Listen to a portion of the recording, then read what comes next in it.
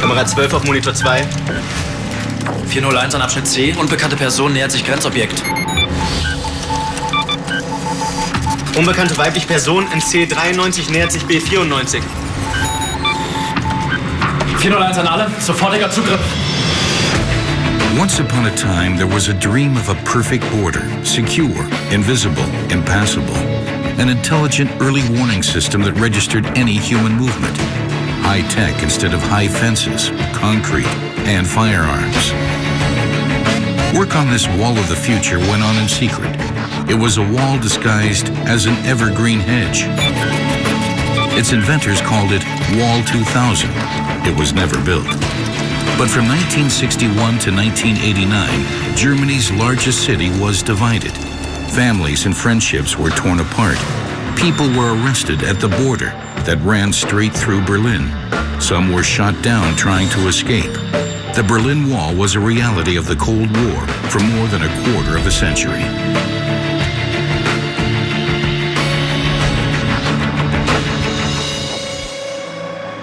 May 1945, 0 hour.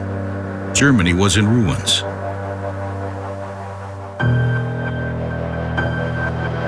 At the Potsdam Conference, Stalin, Truman, and Churchill laid down the post-war rules. Never again was Germany to become so powerful. Never again should a totalitarian German Reich be possible. That's why the country was demilitarized, denazified, and divided into 4 occupation zones: American, French, British, and in the east, a Soviet zone. But while the Allies were still fighting Hitler, the joint occupation policy failed. The Soviet Union enforced a communist system in its zone, while the Western Allies wanted democracy and a market economy. When it became clear that Germany wasn't going to be unified in a hurry, both sides prepared for the division. In 1949, 2 German states were formed: the Federal Republic of Germany in the west and the German Democratic Republic in the east. And so the Iron Curtain cut straight through Germany. Berlin had a special status during the Cold War. The occupying powers had had sovereignty over the city since the end of the war. Each country occupied one sector. East Berlin formed the Soviet sector. In 1949, it became the capital of East Germany. This was the only place where the border between East and West was still passable, and people could move freely from one world to another, by train, by car, or on foot. The open border in Berlin was East Germany's Achilles heel, a steady drain on its population. People were constantly fleeing East Germany. If I remember the figures correctly, up to 3,000 people left us every day. Between January and August 1961, 200,000 people left East Germany. We mainly lost workers, engineers, many young people, doctors, teachers, people like that. The deficit that existed anyway kept getting worse.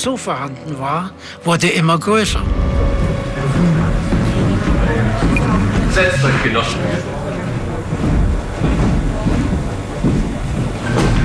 Early summer 1961. East Germany was threatening to collapse, but one trump card hadn't yet been played. Genossen, ihr kennt die prekäre Lage. Wir brauchen einen einwandfrei funktionierenden Einsatzplan. For weeks now, secret planning committees had been working on Berlin's final division. Zuerst, Genossen, konzentrieren wir uns auf diese strategisch wichtigen Punkte. Hier, hier, hier und hier. 3 million people had already left East Germany, with more fleeing to the west every day. It was the final loophole. How could the border be closed? How could a vast city be divided? The final decision was taken in Moscow. The leader of the Soviet Union, Nikita Khrushchev, ordered the sector border in Berlin to be sealed off. He didn't want to risk the collapse of East Germany, a fraternal communist state. If he couldn't have the whole of Berlin, then he'd at least have half of it completely. Die Situation für die Staffel 1 ist folgende. Final preparations were being made by a secret unit drawn from the National People's Army, the police, and officers of East Germany's secret service, the Stasi. The plan was for the East Germans to carry out the operation on the spot, while the Soviets would work in the background. The president of the police and the head of the security department held the briefing where they said that the border with West Berlin would be closed. Military units would be stationed on the second line, and Soviet troops would be made available.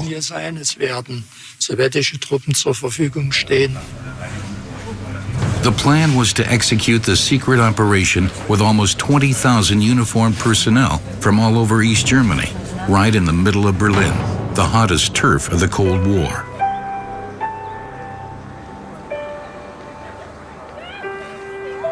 During these summer days, nobody suspected that the decision about Berlin's fate had been made. On the 13th of August, a Sunday, the world was to be divided into a before and an after. For example, for 24-year-old Wolfgang Göttler, a member of the paramilitary worker squads known as the Kampfgruppen. My daughter was born in summer, in June 1961. We lived in Köpenick at the time and had our regular military exercises. Then, in the beginning of August, a few days before the 13th, we were put on alert. My wife was very scared, of course.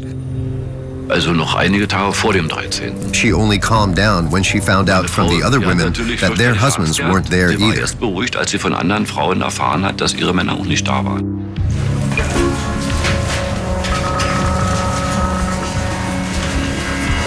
Absolute secrecy, powerful forces, and the backing of the Soviet Union seemed to make the comprehensive barricading measures possible.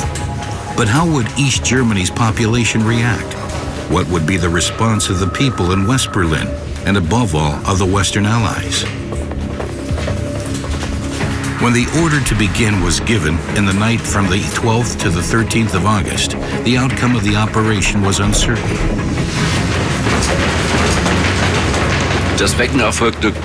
We were woken up shortly after midnight. We had to get dressed and got our marching orders. That's when we were told that it was our job to secure the border. That's when everything started. The troops deployed, and this happened suddenly, at the same time, all over Berlin.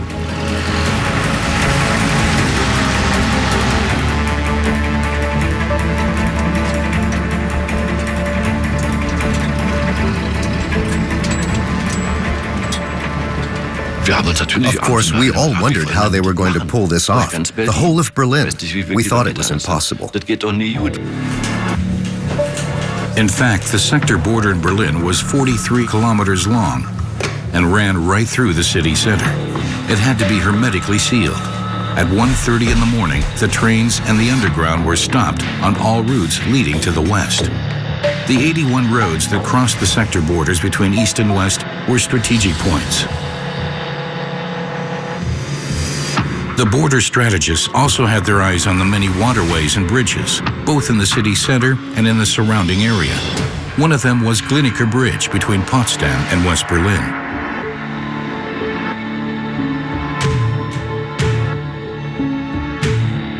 Work also started on sealing off the city's sprawling network of sewers, but it took weeks for the underground escape routes to be blocked off completely. The first wall, a human wall, replaced meter by meter with barbed wire and concrete posts.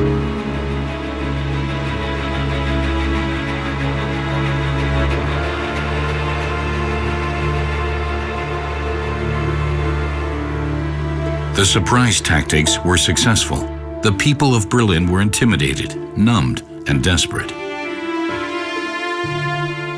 News of what was happening triggered both anger and protest. Hundreds of people in West Berlin gathered right at the border and demanded countermeasures. There were several agitators at the Brandenburg Gate who spat at the border and riot police. I told my lads, listen, what are your bayonets for? You show them. Whenever someone came too close after that, they showed them. And that worked. However, neither side had any interest in the situation escalating. U.S. President John F. Kennedy put it succinctly. It's not a very nice solution, but a wall is a hell of a lot better than a war. The East German leader, Walter Ulbricht, had cause to be pleased. But the actual brains behind the coup was Erich Honecker, who was in charge of security. We didn't know that there was this unit led by Erich Honecker. Word then spread after the 13th of August that Erich Honecker was always present. It's my understanding that this earned him a great deal of authority among the armed forces and the security personnel. It was his tour de force.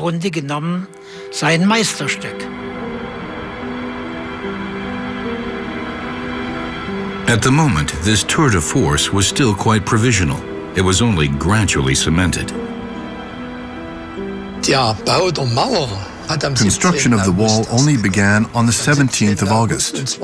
Khrushchev said, "We will place an iron ring around West Berlin."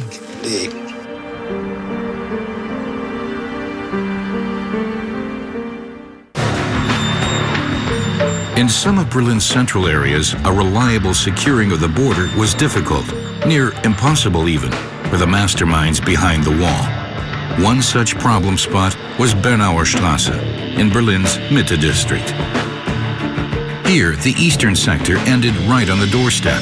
The pavement was already part of the west, the French sector.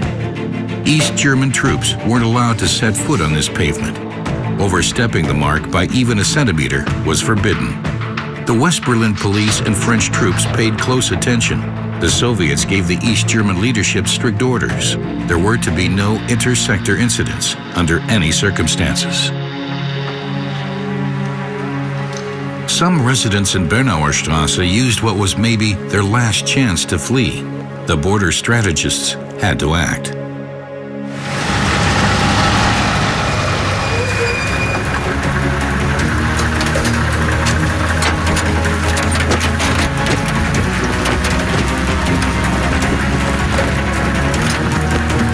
The houses on Bernauer Straße undermined the security of the border, and so the combat groups of the worker class, the Kampfgruppen, had to evict their fellow citizens. Geht rein in die Wohnung, der Rest kommt mit mir.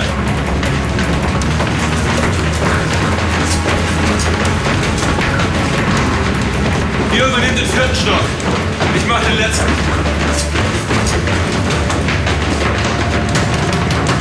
Aufmachen! Hallo, aufmachen! Günther, Kampfgruppenleiter. Wir sind beauftragt, Ihre Wohnung zu räumen. Die Gesichter werde ich nie vergessen. I'll never forget those faces.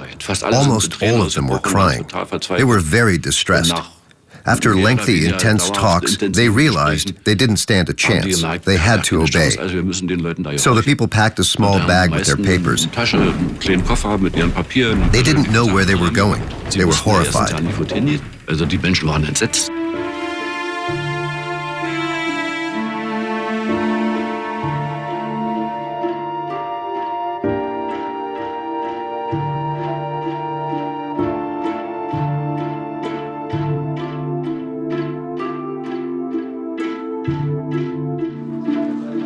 After the forced clearances, construction workers started walling up windows and doors.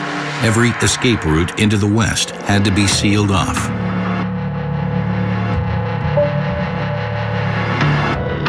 The barricading measures became more and more extensive. Day by day, the troops worked their way through all of the buildings.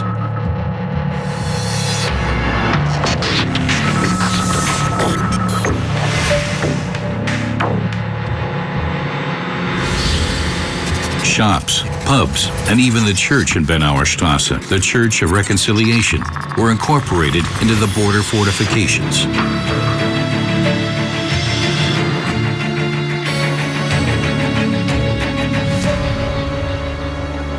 The border became more and more impenetrable, but nevertheless, thousands managed to flee during those first few days.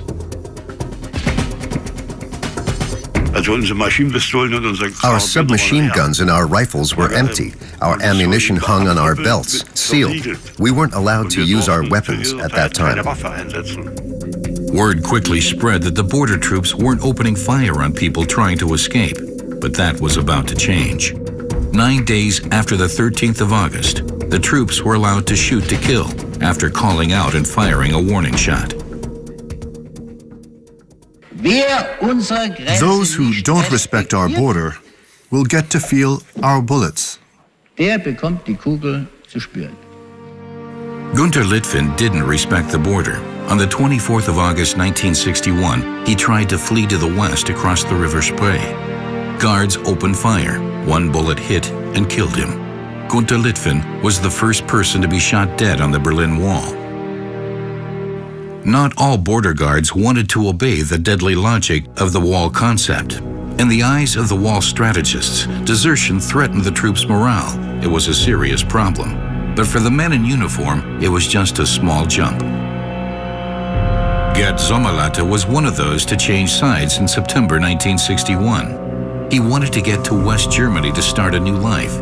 He already had the flight ticket. The bar opposite the refugee camp was a popular meeting place. Gerd Sommerlatte also found a place to stay here. The latest news was shared and connections forged. The two men at the bar were from East Germany, just like Gerd Sommerlatte. The 19-year-old met them here. They met in the bar often, including on the day before the planned flight. One day they came up to me and said, "You were with the border police. Can't you help us?" We want to get our wives out of East Berlin.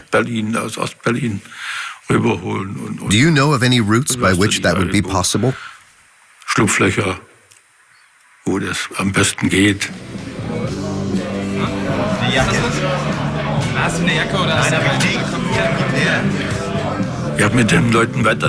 I didn't have anything else to do with them.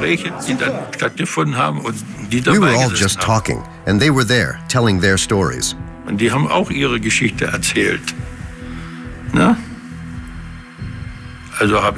I wasn't suspicious at all that there could be anything else to it.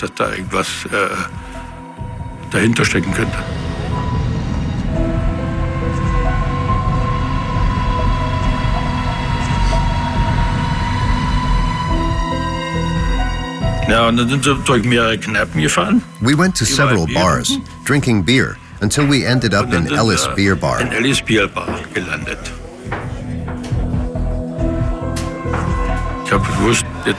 I knew I had to call it a night. My flight was early the next morning, and I didn't want to miss it. They left too.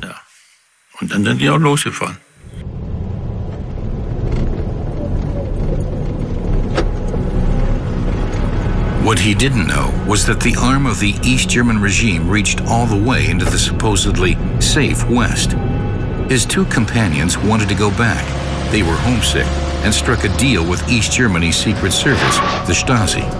The traitor, Gerd Sommerlatte, was the bargaining chip for their own immunity. He said, "Don't make a fuss, it's over." And it was over. A police officer picked up the phone, called someone and said, "We've caught our bird."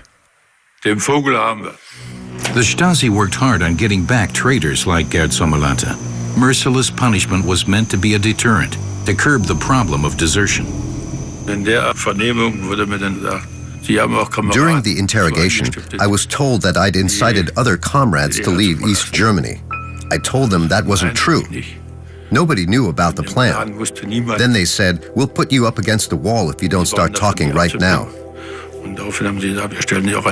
That was a big shock.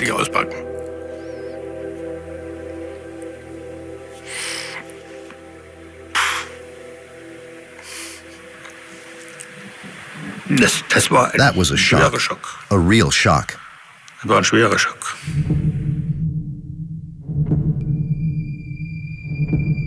I was put in a cell in the cellar for a few days. It was completely dark. Then they interrogated me again.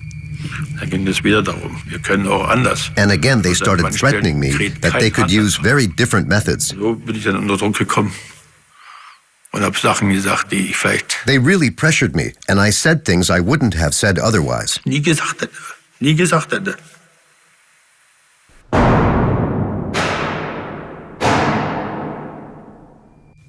Gert Sommerlatte incriminated 7 of his comrades. He never found out what happened to them. He himself was sentenced to 10 years in prison, like a dangerous criminal.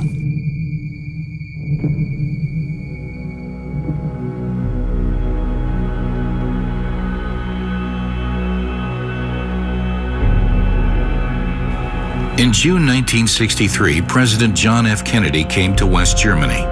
The highlight of his trip was his visit to West Berlin and the speech he gave there. With his legendary Ich bin ein Berliner, he confirmed to the people of West Berlin that they had American support for their island of freedom.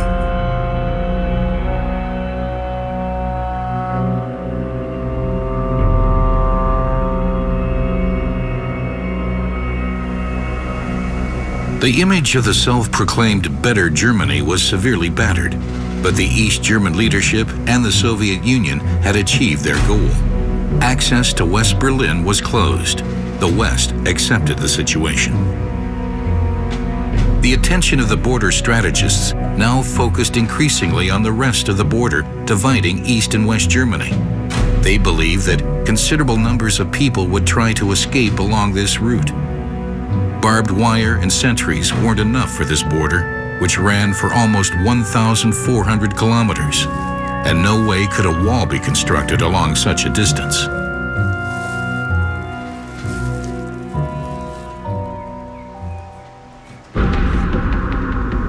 Soviet landmines would, it was hoped, fix this problem. The commander of the Soviet forces in East Germany, Ivan Konev, had advised East Germany's Defense Minister Heinz Hoffmann regarding fraternal military assistance a year earlier.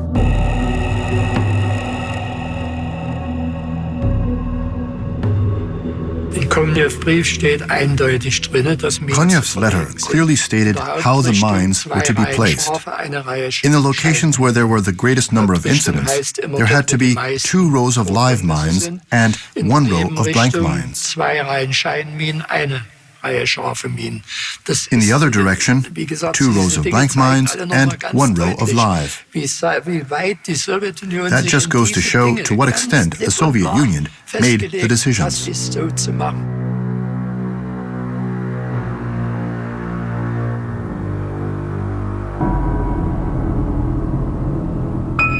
East Germany officially denied the existence of the minefields, while the West German government kept denouncing them as particularly brutal and inhumane.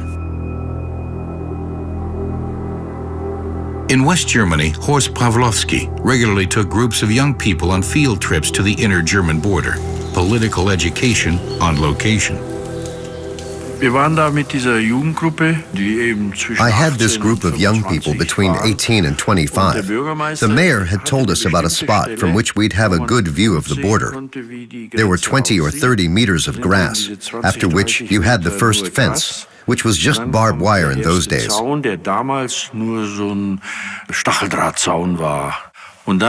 Then there was another 10-meter stretch, which is where the mines were. Beyond that, you had the army patrols.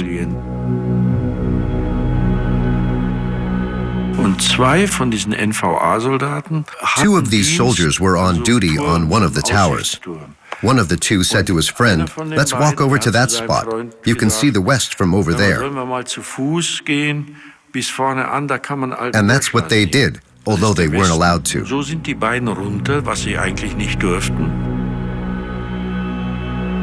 It was a risky undertaking for the border soldiers because they weren't always certain where the new mines were. Und wir standen an dieser Lichtung und ich erklärte... We were standing in a clearing. I was explaining the border and the mines. Then one of the group said, "Look, Mensch, da stehen ja zwei... there are 2 East German border soldiers over there.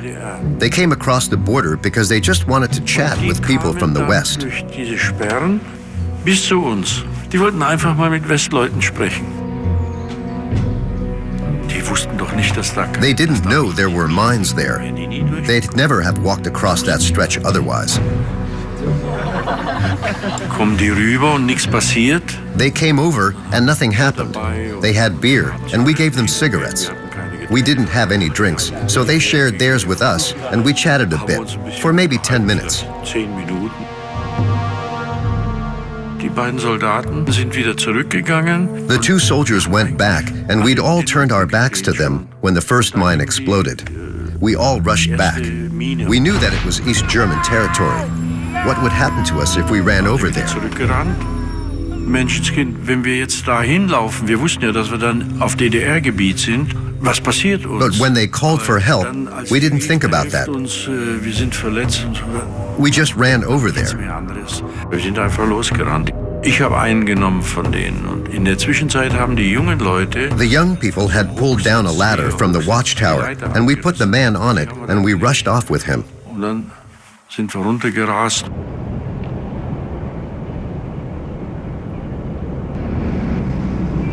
Siegfried had just had a son. He had no intention to stay in the West. He wanted to go back home. The rescue of the severely injured border soldier created a huge stir in West Germany. It was ultimate proof of the mine's existence. The 2 mine victims were assured they wouldn't be punished for their breach of regulations. East Germany wanted to bury the border incident as discreetly as possible. Here at the wall in Berlin, where the Western powers were always present, mines were taboo. They were too dangerous in the densely populated city. In 1966, construction of a new wall began. A comprehensive border infrastructure, a hinterland wall, a fence with alarms, metal spikes, watchtowers, a trench for vehicles. At night, the border was illuminated. In order to minimize the number of incidents at the wall, additional guards were posted. Most of them were very young conscripts at the start of their adult lives. I didn't bother myself much with the army or things like that. I knew I'd only do it for the 18 months. I'd have preferred not to go to the army at all. But I didn't have the courage to refuse military service or to request alternative service because I was worried I wouldn't be allowed to study if I did that. So I was just going to do it for the 18 months. 7th of August 1970, Gerd Annemüller took up his position in his border section. I was absolutely resolved never to use my weapon. Like every soldier, I hoped that would never happen to me. Shortly before midnight, a man in the death strip. Guards tried to stop him.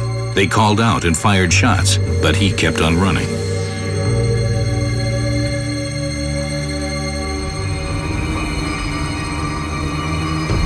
The person was requested to stop. He was warned that we'd open fire. He resisted arrest, that is, he continued running.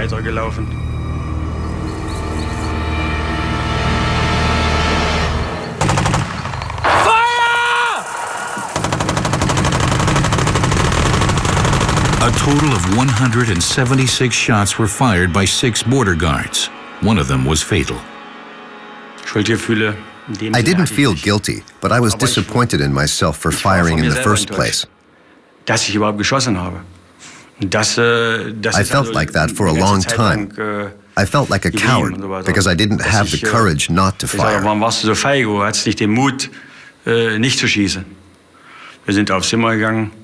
We went to the room and I sat down at the table and started crying.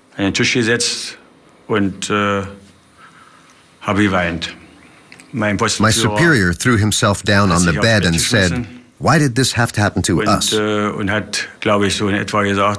What were we supposed to do? What was he doing there? Nobody looked after us. We were left alone.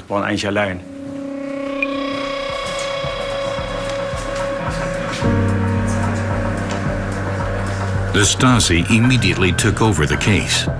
The 6 border soldiers were given a gagging order, and the identity of the dead man was kept secret. It was a man from West Berlin who climbed over the wall when he was drunk. His name was Gerhard Thieme. It was a politically explosive case. The violent death could have a negative effect on the sensitive East-West relations.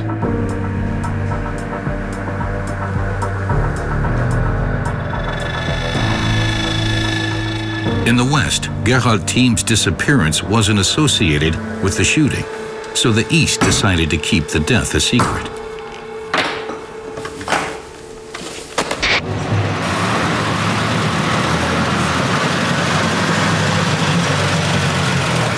Firing on the border.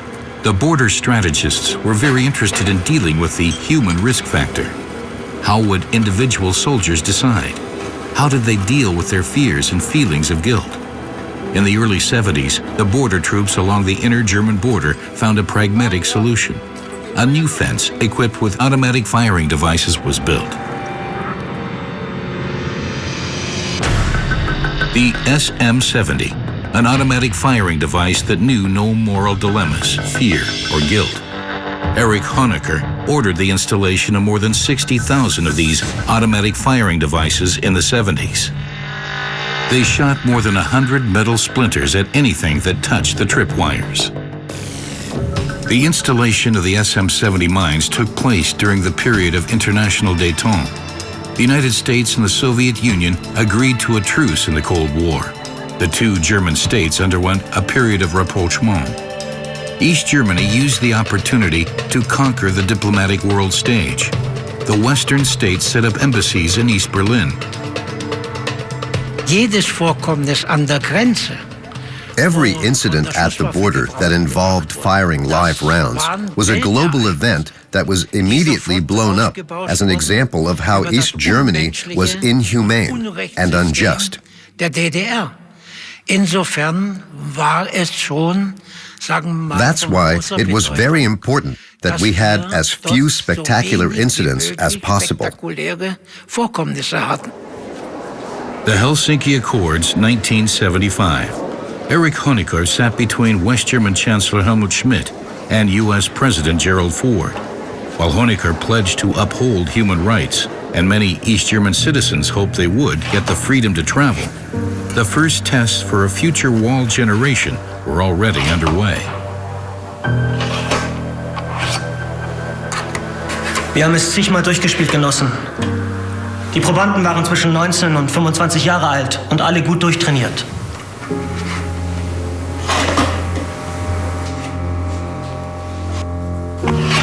Escape scenarios were being simulated on a new wall model. Die Wahrscheinlichkeit der Festnahme einer Person ohne Hilfsmittel liegt bei weit mehr als 90%.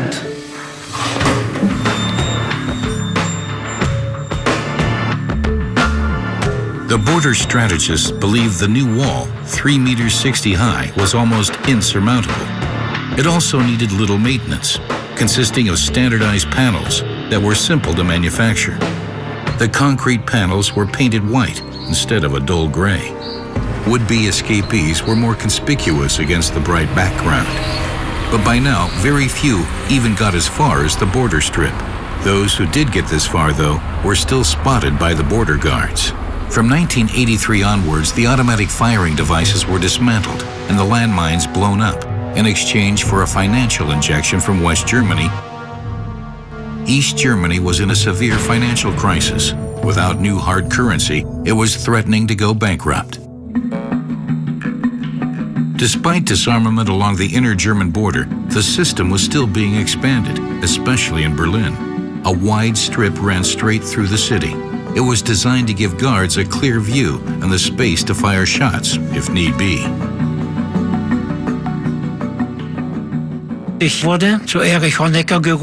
I was called to see Erich Honecker. He showed me a picture book of structures in East Berlin's territory. from waterworks all the way to Schönefeld Airport. For each one, Erich Honecker asked, "Do you need that? Is it necessary for the city?" And I would say, "No, we don't need that anymore. That waterworks was closed down long ago." He replied, "Well, then you can blow it up." One of these structures was the Church of Reconciliation. It was empty, and so it fell victim to this operation.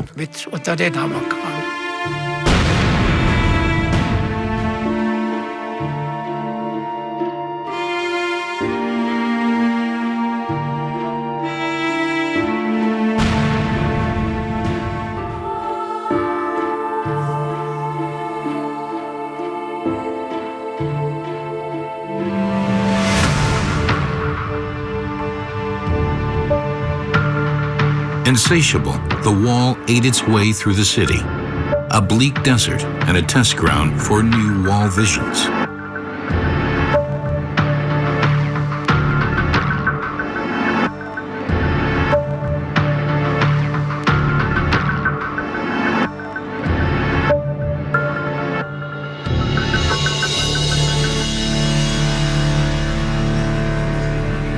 For years, specialists had been working on the next wall generation.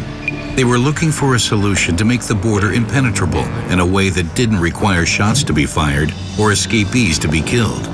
That was less of a humanitarian goal than a calculated strategy. Every dead body on the border harmed East Germany's international reputation. A working group coordinated all the planning for the high-tech border. More than 30 East German civilian research institutions developed modules for the Wall 2000.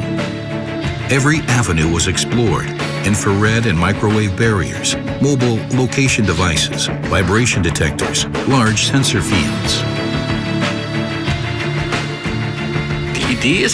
The idea is quite an old one, using sensors or other aids to find out whether something is moving in the distance or nearby.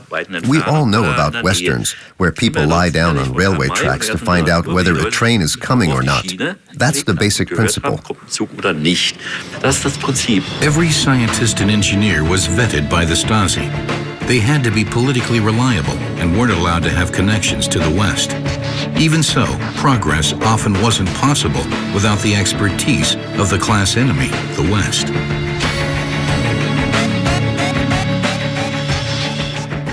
The whole result depended on this new instrument, which could have been bought in West Germany. I knew what system I needed, and I asked my mother, who was still allowed to cross the border at the time, to bring me one of these Z80 systems. She did, too. That's when I had my first prototype, which really worked very well. It was used as the model for all the other instruments, because this Z80 system wasn't available in East Germany.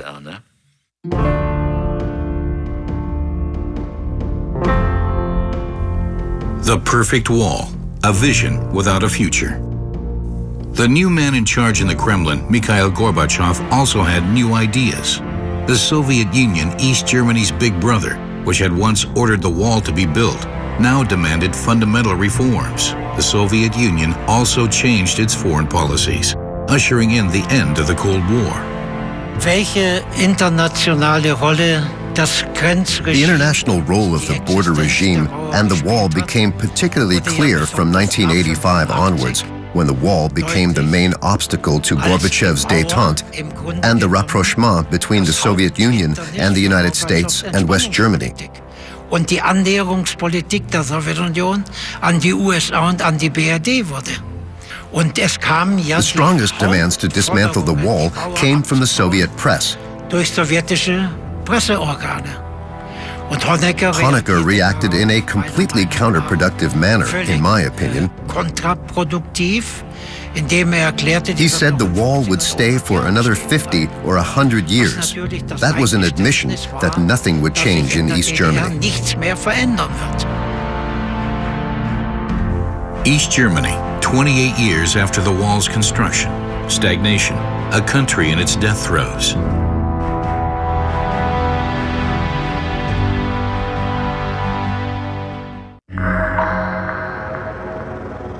Thank you. Cracks were appearing in the Iron Curtain.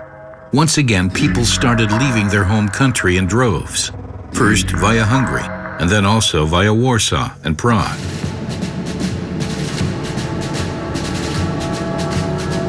The 7th of October 1989, East Germany's 40th birthday. But the time was up for real-life socialism in the workers' and peasant state. Honecker refused to accept that. He wanted to defend East Germany by all means necessary, even with tanks and guns. The state was in its most serious crisis yet. More and more people demanded change. They wanted democracy and freedom.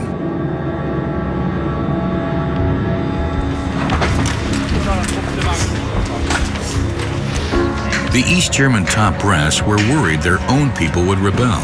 Once again, the Kampftruppen, the vanguard of the working class, were ordered to protect socialism from the class enemy, just like in 1961.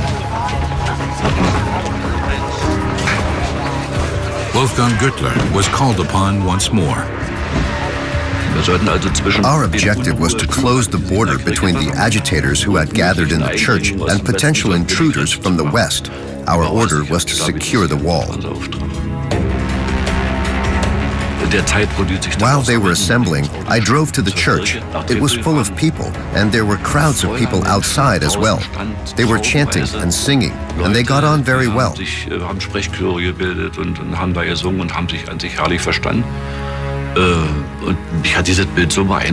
I was so impressed with this sight because for years we'd been trained not to let the class enemy in and not to permit agitators.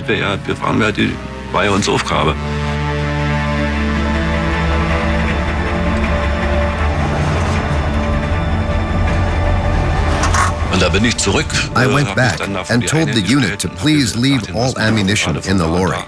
We shouldn't cause any harm here. The people I had seen just weren't the class enemy. They were East German citizens who just didn't want to put up with this any longer.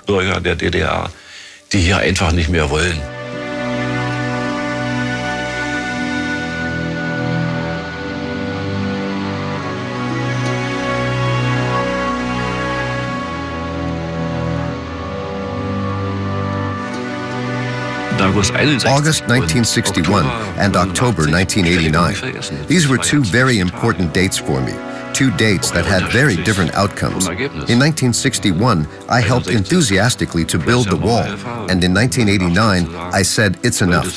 Let's stop this nonsense. It can't carry on like this. So,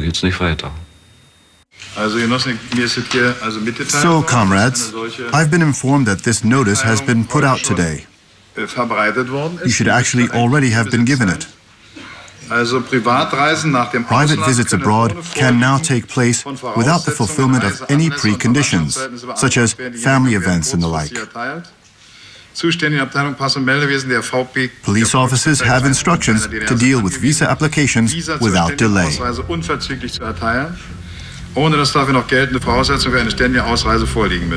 For 28 years, the wall affected millions of Germans, but it lost its terror in just one night. The first people arrived, asking whether they were allowed to leave. They told us in no uncertain terms that the party had said they were allowed to travel. You always said what the party says is law, so let us leave, comrade. That was their attitude.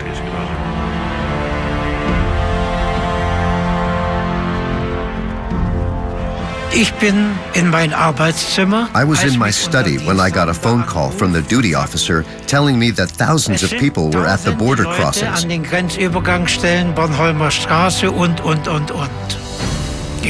I wanted to know why.